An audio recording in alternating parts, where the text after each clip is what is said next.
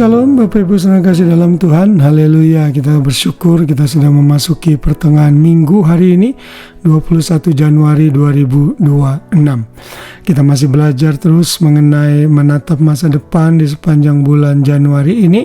Dan hari ini kita belajar dengan judul masa depan orang fasik. Saudara, dalam hidup ini tentunya kita dipenuhi dengan orang-orang yang menolak Tuhan, orang-orang yang jahat, orang-orang yang seringkali sudah dinasehati, ditegur, tapi toh mereka tidak peduli dengan semua itu. Saudara tidak perlu berkecil hati bila menjumpai orang-orang seperti ini, karena orang-orang seperti ini masa depannya itu suram dan penuh kegelapan. Di hadapan manusia saja seolah-olah mereka sukses, berhasil, tetapi di hadapan Tuhan mereka semua tidak ada artinya apa-apa.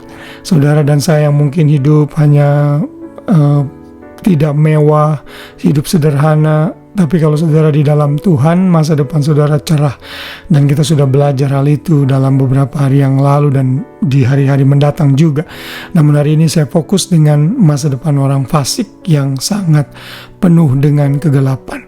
Kita akan membaca dalam Amsal 24 ayat 19 ayat 20 sampai 20 sebagai ayat hafalan kita hari ini. Di sana dikatakan, jangan menjadi marah karena orang yang berbuat jahat, jangan iri kepada orang fasik, karena tidak ada masa depan bagi penjahat.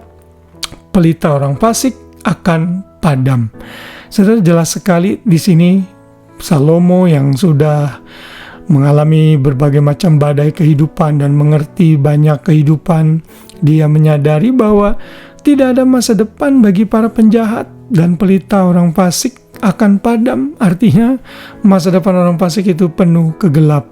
Jadi saudara dan saya tidak perlu menjadi iri bila orang fasik diberkati, bila orang fasik itu mungkin melakukan kecurangan dan akhirnya berlimpah hartanya. Lalu saudara berpikir, Tuhan, dia kan jahat, kenapa Tuhan berkati luar biasa? Sementara saya yang rajin ke gereja, yang membayar perpuluhan, yang memberi persembahan, melayani, kok malah hidupnya begini-begini aja. Saudara, kan itu kita bisa jadi seperti orang Farisi yang menganggap diri kita lebih benar dari mereka. Saudara, kita tidak boleh membanding-bandingkan hidup kita dengan orang lain, apalagi dengan orang fasik. Biarkan mereka menikmati harta mereka, biarkan mereka menikmati kesenangan hidup mereka. Tetapi saudara, hiduplah memandang Tuhan, hiduplah dalam takut akan Tuhan. Karena masa depan mereka itu suram dan penuh kegelapan, pelita mereka akan padam. Tetapi masa depan kita sebagai orang-orang benar cerah luar biasa. Di dalam Mazmur 37, Daud juga merasakan yang sama. Untuk hal ini, Daud berkata, jangan marah kepada orang yang berbuat jahat, jangan iri hati kepada orang yang berbuat curang. Ayat 2, sebab mereka segera lisut seperti lumput dan layu seperti tumbuh-tumbuhan hijau. Percayalah kepada Tuhan dan lakukan yang baik, dan diamlah di negeri dan berlakulah setia. Dan bergembiralah karena Tuhan, maka Ia akan memberikan kepadamu apa yang diinginkan hatimu. Daud memberikan perbedaan antara orang-orang yang takut akan Tuhan, orang-orang yang benar dengan orang-orang yang fasik. Karena itu saudara dan saya tidak boleh iri melihat kebahagiaan orang fasik, karena mereka itu seperti rumput yang kelihatannya hijau, begitu panas terik lalu akan layu lisut dan akhirnya menjadi mati. Tuhan sudah punya masa depan yang baik untuk kita, tapi Tuhan juga punya masa depan, punya rencana kegelapan bagi orang-orang fasik yang menolak Dia, yang menganggap diri mereka benar dan tidak membutuhkan Tuhan dalam hidup mereka. Sebaliknya, sebagai anak-anak Tuhan, saudara disebut sebagai orang-orang benar, dan orang-orang benar disebut sebagai orang-orang berbahagia.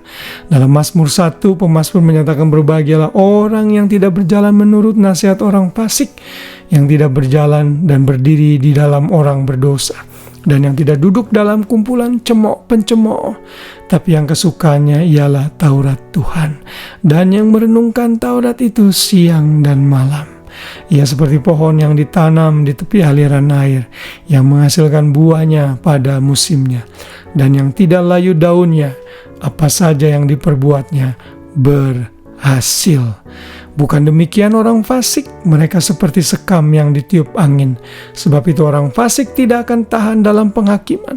Begitu pula orang berdosa dalam perkumpulan orang benar.